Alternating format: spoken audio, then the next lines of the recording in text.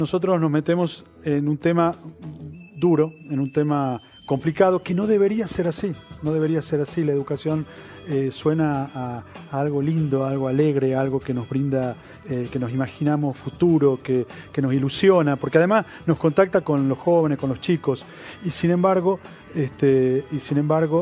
hoy es casi, diríamos, el tema central en el que no le encontramos solución, pero que además nos hace preocuparnos por el futuro. Y para hablar de esto nos damos el lujo, un lujo especial acá en Panorama Tucumano, en La Gaceta, de hablar con un miembro de número de la Academia Nacional de Educación, un consultor del BID, un consultor de la ONU, un economista, un especialista en educación, el doctor Alieto Guadañi. Doctor, buenas noches y mil disculpas por haberlo hecho demorar, pero bueno, así son las redacciones. Buenas noches, buenas noches.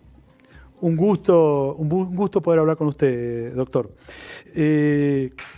A ver, ¿por dónde empezamos? ¿Por qué no me ayuda a entender dónde estamos?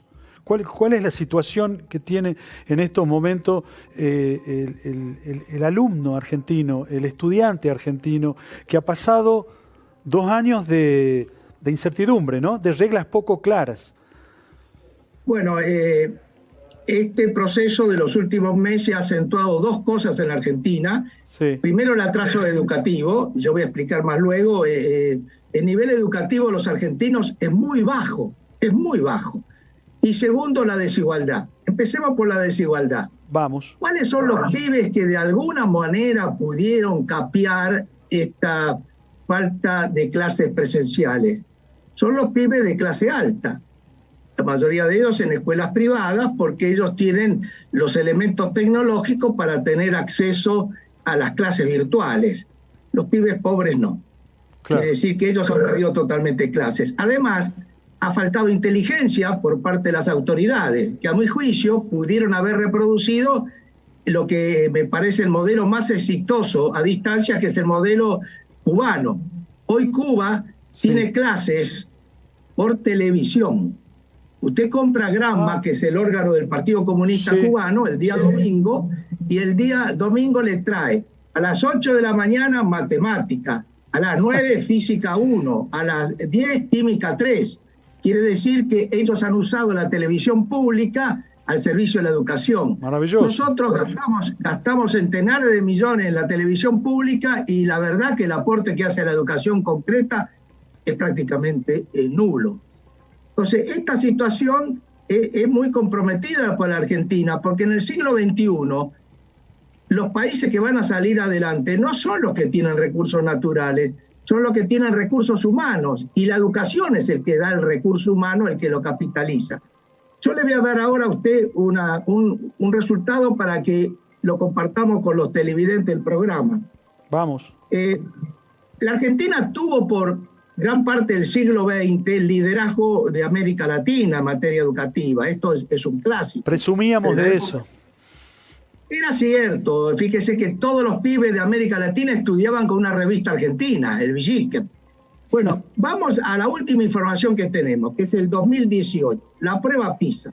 Sí. La prueba PISA hubo 77 países. En matemática, ¿en qué lugar están los pibes nuestros? En el 71. Upa. Estamos atrás de Chile, de Uruguay, de Costa Rica, de Perú, de Colombia y de Brasil. ¿Y cuáles son los pibes que saben menos que los argentinos? 4 africanos y Panamá y la República Dominicana. Esto para que nos ubiquemos.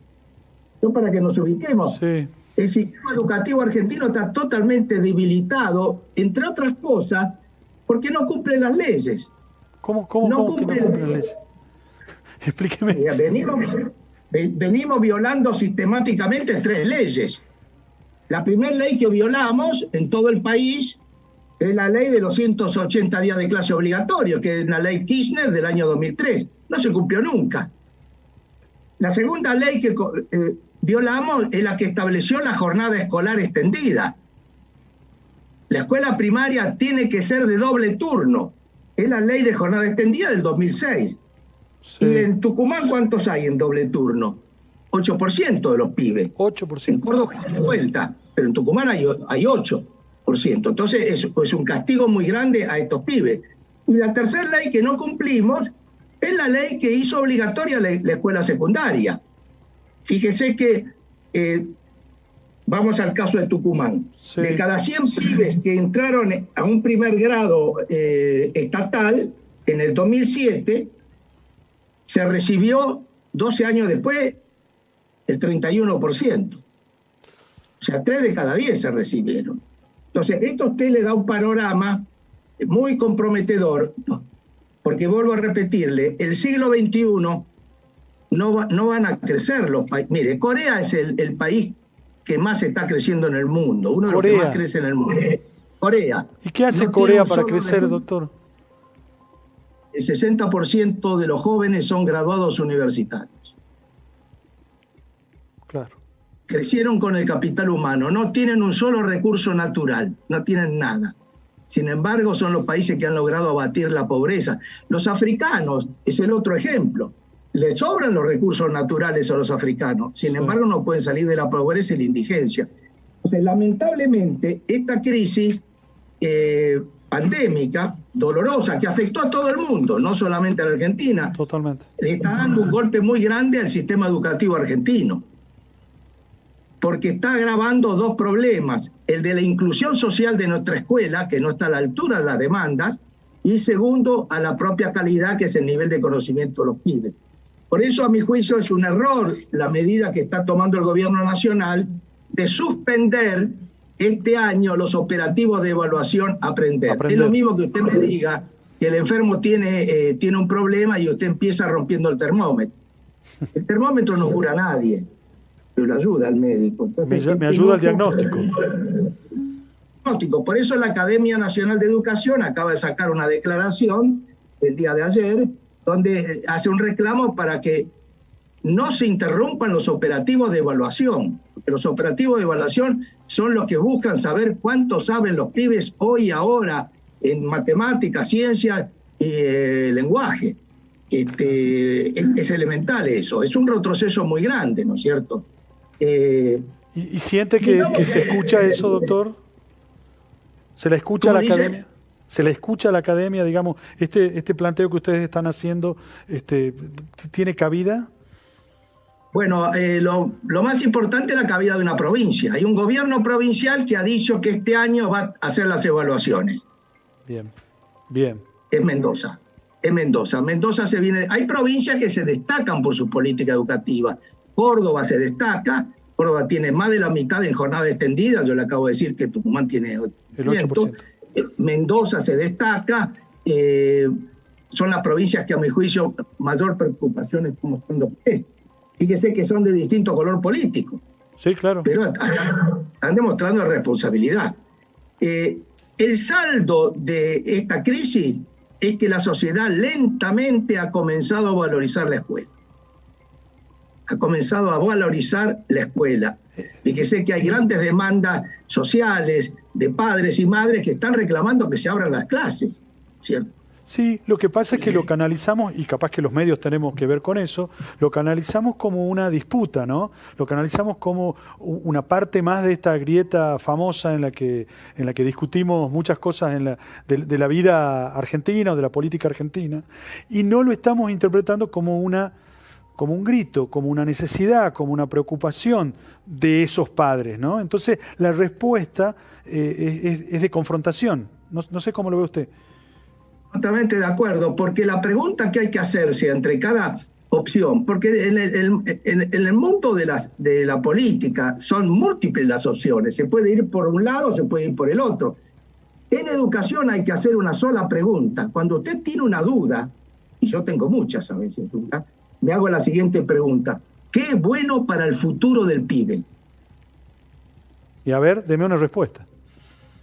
Que haya 180 días de clase, que haya doble turno, que haya evaluación de resultados, que se haga efectiva la obligatoriedad de la escuela secundaria. ¿O usted cree que la escuela primaria de la 1420, de Sarmiento y de Roca, no se impuso de una manera obligatoria? Hubo una cantidad de provincias que en el siglo XIX la participación de los gobiernos provinciales fue activísima para que los pibes fueran a la escuela. Yo tengo memoria porque tengo algunos años. Cuando yo faltaba al colegio, Sí. venía el policía de la seccional con una orden de citación para mi padre. Lo tenía que ir a ver al director y mi padre le tenía que explicar al director por qué había faltado. No me diga que ha vivido eso. Qué ¿Cómo? fuerte. No me diga que ha vivido eso. Qué fuerte, ¿no?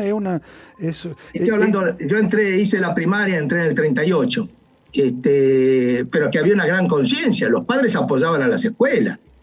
Los padres apoyaban a los directores, a los maestros, porque ellos sabían que el futuro de su pibe, de su hijo, de su hija, dependía de una buena escuela y de un buen maestro. ¿Y qué nos ha pasado?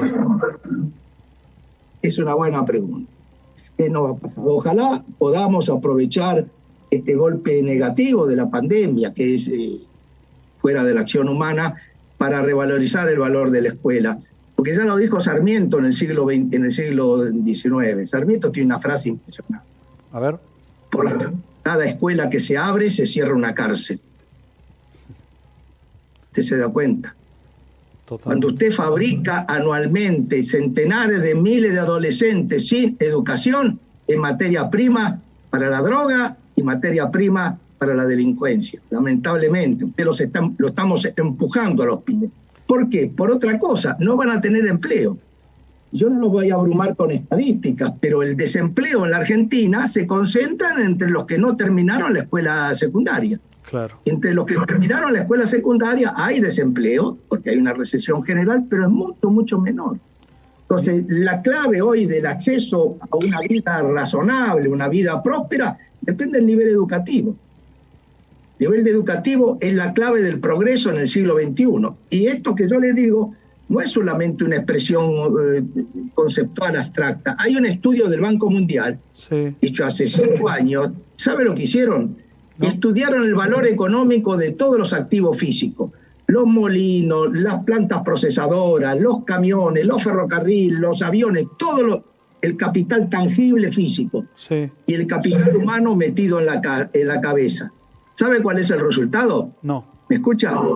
1-4. Por cada peso de valor del capital físico, el capital humano vale 4 pesos. Por eso en el siglo XXI progresan los países que tienen buena educación. Doctor, impresionante lo que me está diciendo. Me deja en silencio. Lo que discutimos esto, por ahí están siendo los adultos, están siendo la clase dirigente, están siendo los padres. ¿Qué pasa con los chicos? ¿Cómo hacer para que los chicos puedan valorar esto, ¿no? Porque me da la sensación de que la discusión está yendo por fuera de los protagonistas. Capaz que me equivoco. Bueno, hay evidencias que dicen que muchos son los pibes que prefieren volver a la escuela. Entre otras cosas por una razón social. Un pibe de 7, 8 años, de sus amigos tienen 7, 8 años, y la escuela, tradicionalmente la escuela ha sido un foco de creación de amistades. ¿Quién no se recuerda de sus compañeros de la primaria? ¿Quién no se recuerda de sus compañeros de la secundaria? Esto es importantísimo, es una socialización natural. Correcto. La educación a distancia, que es un avance tecnológico importante y positivo, no puede reemplazar esto, lo puede complementar. Por eso nosotros tenemos que ir a una solución más ecléctica. A mí me da pena que no hayamos copiado el modelo de Cuba. El gobierno cubano, con mucho buen juicio, utilizó toda la televisión pública y le dan las clases por televisión. Increíble, que es barata la televisión, en cambio los otros está en todas las casas, no hacía falta tener el celular, la computadora, nada, está en todas las casas. Es el punto. Entonces, si usted no toma la televisión pública, manda a los pibes a un sistema discriminatorio, porque los pibes de clase alta tienen un acceso que no tienen los pibes pobres. Y eso agudiza no solamente la ignorancia, sino la desigualdad. Esas son las dos cosas que hay que evitar. Nosotros necesitamos una escuela de calidad y socialmente inclusiva. Doctor, que no sea porque usted nació pobre, va a terminar pobre porque no va a ir a la universidad. Esa hilazón perversa hay que quebrarla. Y esa es la clave de una buena política social, ¿no es cierto? Una buena política social tiene que pasar por una política de educación que haga de la educación una herramienta de acceso social generalizado, con igualdad de oportunidades. A todos no les va a ir igual, porque los seres humanos no son todos iguales, pero todos tienen derecho a tener la misma oportunidad. Ese es el punto. ¿Y el primer paso cuál sería? ¿O cómo se imagina usted un primer paso? Bueno, el primero es que el gobierno vuelva atrás y permita hacer los operativos Aprender, que el operativo Aprender que se difunde por resultados. Por ejemplo, usted puede tener de los últimos operativos Aprender del 2019 los resultados de pueblo por pueblo en Tucumán. Ojo, claro, que esto fue un gran avance porque antes estaba prohibido eso. Hoy usted puede entrar, saber cuánto tiene Tucumán capital y cuánto tiene Tafí, departamento por departamento. Y eso permitiría que los políticos se metan en el problema y comiencen a interiorizarse de cuál es el estado de educación de su propia provincia o de su propio municipio, porque ellos son responsables también, ¿no es cierto? Esto en muchos otros países es así. Estos resultados no se discute, se informa a la legislatura de la provincia. A mí me gustaría que una legislatura de la provincia un día le dedique una sesión de diputados o de senadores a ver cómo está el estado de la educación en la provincia. ¿Quiénes son los que saben? ¿Quiénes son los que no saben? ¿Por qué tal pueblo va más adelante que el otro? ¿Es un problema de los maestros? ¿Es un problema de buenos directores? ¿O es un problema de la pobreza en ese lugar? ¿No es cierto? Porque hay muchos factores que inciden, ¿no es cierto? Fui embajador en Brasil esto funciona a la perfección. Hay una gran participación de las fuerzas sociales. Cuénteme, ayúdeme a aprender cómo funciona. Deme un ejemplo de ese funcionamiento en Brasil. Brasil funciona así. Los resultados de estas evaluaciones se juntan después, digamos, 15, 20 escuelas de un determinado barrio o de un determinado pueblo, se juntan los directores, los maestros y los padres de familia, decir, bueno, el año pasado nos iba bien, este año nos va mejor. El año pasado nos iba bien, este año nos va peor. ¿Qué pasó? ¿Qué pasó? ¿Por qué fuimos para atrás? ¿Por qué fuimos para adelante? ¿Qué tenemos que hacer para mejorar? Vuelvo a repetirle, no hay que romper el termómetro. El termómetro no cura nada, pero ayuda a curar. Y por esto es lamentable la medida, me da mucha pena la medida del gobierno de decir que no se va a hacer eso. Y por eso el gobierno de Mendoza se largó a decir que lo va a hacer en la propia provincia, que tiene facultades, porque no se olviden unas cosas. En la República Argentina, los responsables de la escuela primaria y de la escuela secundaria no es el gobierno nacional, es el gobierno de la provincia. Es un país federal en educación. ¿Y qué tengo que hacer como padre? ¿Cómo dice? ¿Qué tengo que hacer como padre? Pida la evaluación del colegio al cual va su hijo. Pero hay una relación de tensión entre los padres y los docentes en algún momento, ¿no? Esto se está notando algo ahora. Lamentablemente los docentes, a mi juicio, están cometiendo un gran error, pero un error muy, muy grande. Es ante cada cuestión no preguntarse qué es bueno para los pibes, sino cuál es su propia situación. Ellos deberían encontrar otro mecanismo de reivindicación salarial y de lucha que no perjudique a los pibes. No cierren las escuelas. No cierren las escuelas. No cierren. Busquen otro método. No cierren las escuelas. Porque, entre otras cosas, vamos a ver, cuando hay una huelga de esta, ¿qué escuelas se cierran? ¿Las privadas caras? No. Otra vez la desigualdad. Pero totalmente. El año escolar de un pibe que va a una escuela privada es más largo, efectivamente, que el que va a una escuela pública. ¿Y por qué? ¿Porque es mejor la pública? No, porque en la privada no hacen tanta huelga, hacen menos huelga. O sea, hay que buscar un mecanismo que no perjudique a los pibes. Que no los perjudique. Claro. Por eso Correa, que fue un gran, a mi juicio, en materia educativa, un gran presidente en Ecuador. Ecuador, sí. Hizo ¿Por qué lo rescata? Y lo rescato por el examen de graduación secundaria.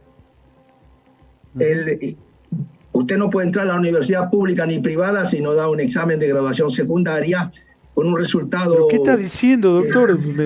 Nos van a apagar el televisor si dice eso. Hay toda una crítica a esas evaluaciones, una mirada muy dura.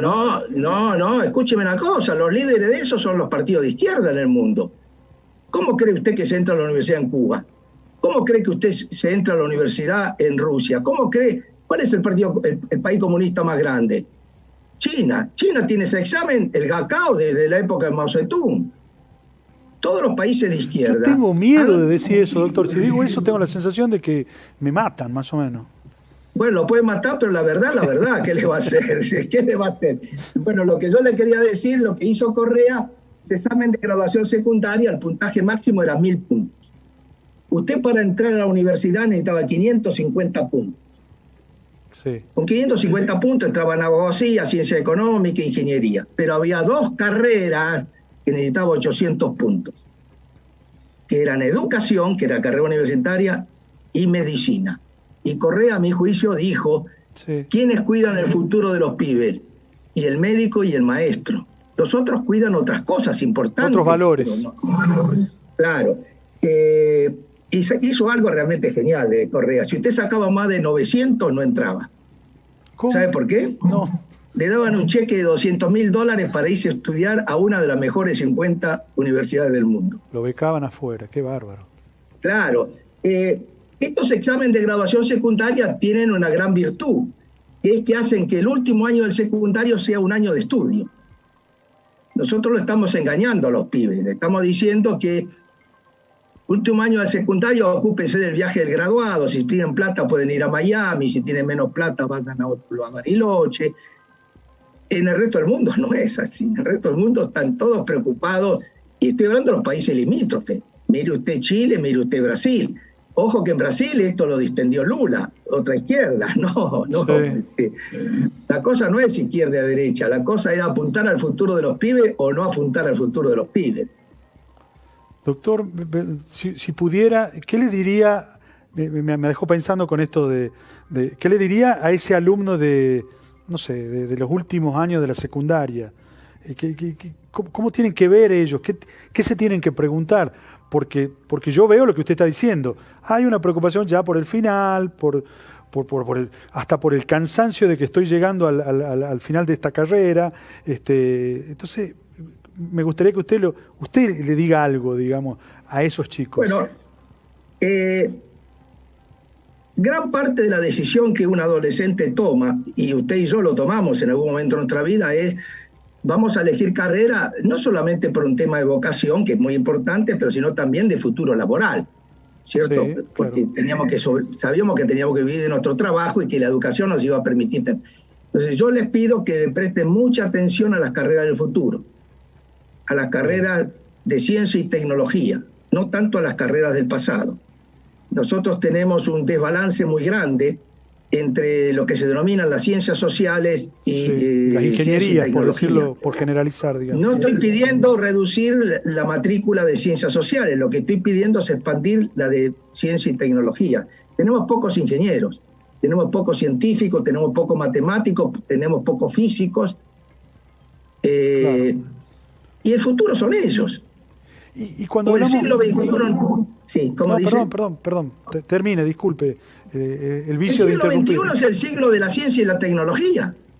Entonces, si un país no es y además el mundo globalizado, si usted no es capaz de fortalecer este sistema, corre un gran riesgo que los pibes más inquietos terminen yendo del país. Está. Doctor. Cosa que lamentablemente comienza a ocurrir. Sí, señor. Este es un drama. Los bisnietos de inmigrantes están pensando en ser emigrantes. En volver. En hacer el camino inverso de sus progenitores. El camino de inverso. Lo que pasa es que aquellos inmigrantes vinieron atraídos por los recursos naturales, por la pampa, por el trabajo agrícola. Y por la educación. Hay un sistema educativo. La 1420 es un orgullo argentino. El presidente era tucumano, ¿no? Sí. ¿No es cierto? Sí. Fíjese que hacia mediados del siglo XX, hasta la década del 30, el nivel educativo de los pibes argentinos era mayor a todos los países europeos del Mediterráneo. Estoy hablando de Italia, estoy hablando de España, estoy hablando de Grecia y estoy hablando de Portugal. Era una escuela ejemplar. para los requerimientos de la época. En esa época bastaba con la escuela primaria y ahí ganamos por goleada. Siglo XX requería ya la escuela secundaria por algunos avances laborales y ahí más o menos no fue. Y el siglo XXI, que es el siglo de la ciencia y tecnología, es el siglo de la universidad. Y ahí tenemos problemas serios. Tenemos pocos graduados universitarios. Tenemos pocos. Tenemos muchos estudiantes universitarios, pero tenemos pocos graduados. Pero pocos llegan. Hay muchas universidades donde los pibes, después de estar un año, no aprobaron más de una sola materia. Hay problemas muy, muy serios. Usted vea universidad por universidad, y puede que le estén graduando de cada 100 que ingresa, le gradúan 20, 25. El resto, caput. Doctor, cuando es decir, bueno, el panorama que nos pinta es para estar muy alerta, y usted inclusive está haciendo un llamado muy claro a que la política tiene que involucrarse y que los padres nos tenemos que involucrar, ¿sí? que es un problema de la sociedad de alguna manera, ¿no? Pero en este malestar en el que nos vemos, y usted plantea la mirada hacia las ingenierías, hacia la tecnología, hacia la ciencia en este siglo XXI, ¿qué pasaría con las currículas? ¿Las currículas también tendrían que mirar un poco a más matemática, a menos lengua, o no? ¿O necesitamos esa base? No, yo creo que el trípode básico de lengua, ciencia y matemática es razonable. Después uno puede discutir las cuestiones más pedagógicas. Bien. Yo no soy el hombre para discutir eso. Yo no soy el hombre para discutir eso porque son temas muy, muy, muy específicos. Claro. Mi experiencia personal es como docente universitario, ¿no es cierto? Pero lo que sí queda claro que el siglo XXI es el siglo de la educación y no se puede salir de la pobreza sin educación. No se puede salir. No se puede salir de la pobreza sin educación. Por izquierda se puede salir, si usted es bandido, en fin, siempre hay excepciones, pero no hay progreso social sin un buen sistema educativo. Por eso, cuando usted no cumple el calendario escolar, cuando usted incumple la ley de igualdad de la escuela secundaria, cuando usted incumple la jornada escolar extendida, ¿a quién perjudica?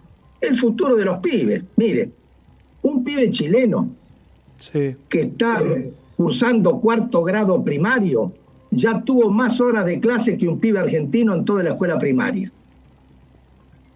Un pibe cubano tiene 200 días de clase por 5 horas, son 1000 horas. Acá hay 180 por 4, son 720, pero nunca se cumplió. Hay pibes, en Costa Rica los pibes tienen más de 1000 horas de clase por año. En Chile también, en la cantidad de países. Y todo eso se ve luego, no se olviden lo que yo le dije al inicio, cuál es el nivel de conocimiento de nuestros pibes en lengua, ciencia y matemática. ¿Quiénes están arriba de nosotros? Les vuelvo a repetir porque a mi juicio esta planilla es realmente un llamado de atención. De las pruebas PISA, me dice usted.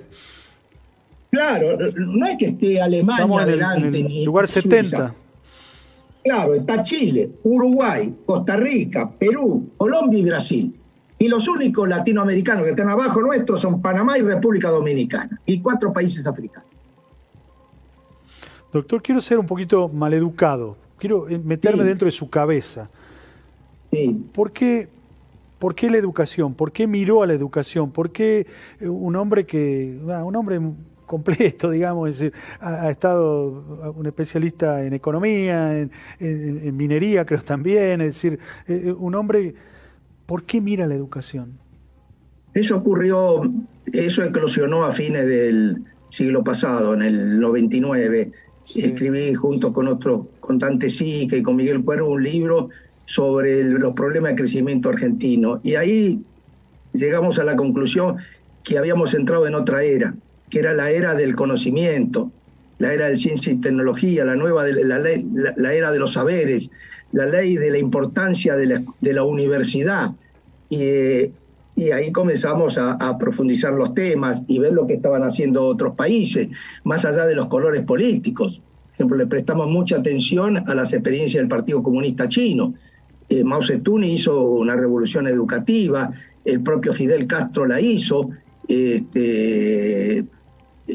una cantidad de gobiernos socialistas que se preocuparon por eso. Y nos pareció de que era importante la Argentina porque había países. Mi experiencia en Brasil también fue así.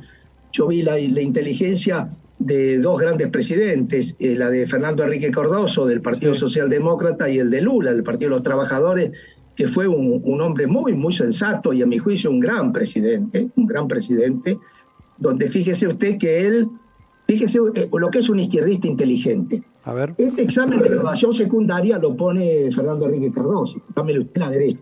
Sí. Cuando viene de la izquierda, llámelo usted a Lula, Lula recibe ese examen. ¿Y qué es lo que hace? No lo deroga. Dice, bueno, vamos a identificar los pibes pobres que sacaron buena nota en este examen y lo vamos a becar a todos. Era un izquierdista en serio. Claro. Era un izquierdista en serio, ¿no es cierto? En América Latina hay una cantidad de partidos de izquierda que han actuado como el mismo Correa, con el cual yo le hablaba, ¿no es cierto? Correa, por ejemplo, reformó la Constitución y puso una cantidad de cosas, porque prácticamente no se pueden cerrar las escuelas con huelga. Ajá. La ley argentina es una ley Kirchner que es bastante sensata, porque la ley Kirchner, que es del 2003, artículo primero, dice la ley, fíjase el calendario escolar mínimo en 180 días. Sí. Artículo segundo, y escuche lo que le voy a decir, en caso de incumplimiento del artículo primero, se tomarán todas las medidas conducentes a recuperar los días de clase perdidos. ¿Está claro? Sí. Cerraste la escuela, muy bien, repone el día que Pero yo me quiero ir de vacaciones, me quiero ir de vacaciones, ¿no? Me quiero ir de vacaciones, no quiero salir, no. Me parece que a veces la sociedad no acompaña, ¿no? Totalmente de acuerdo, pero yo creo que ahora puede haber una luz de esperanza en el sentido que se ha comenzado a valorar la escuela. Doctor, una última pregunta. Creo que fue Jacinto Benavente, y perdón si estoy hablando una barbaridad, pero creo que alguna vez le preguntaron sobre la Argentina, y cuando le pregunta dice, yo lo que opino de los argentinos es la única palabra que se puede escribir alternando las letras de argentinos, ¿no? Y la única palabra es ignorante, ¿no? ¿Usted ve que somos un país ignorante? No, estamos en una tendencia de avance de la ignorancia, pero yo creo que hay posibilidades de recuperarnos. Hay muchas reservas intelectuales, humanas, incluso políticas, para volver a valorizar la escuela.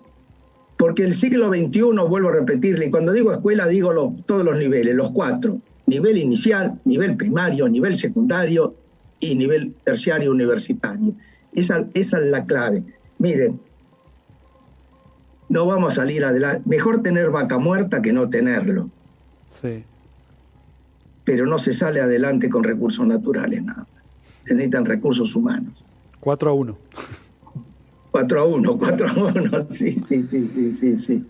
Doctor, muchísimas gracias, ha sido un gusto y ha sido un aprendizaje esta conversación con usted. Muy amable y ojalá comience a haber más interés por saber cómo están las escuelas en la Argentina y cuánto saben los pibes. Gracias, doctor. Usted, padre de familia, tiene que hablar con el director. No está obligado a darle el resultado, ¿eh? Lo sigo. Muy bien. Que tenga buenas noches, doctor. Muchísimas gracias. Adiós, buenas noches.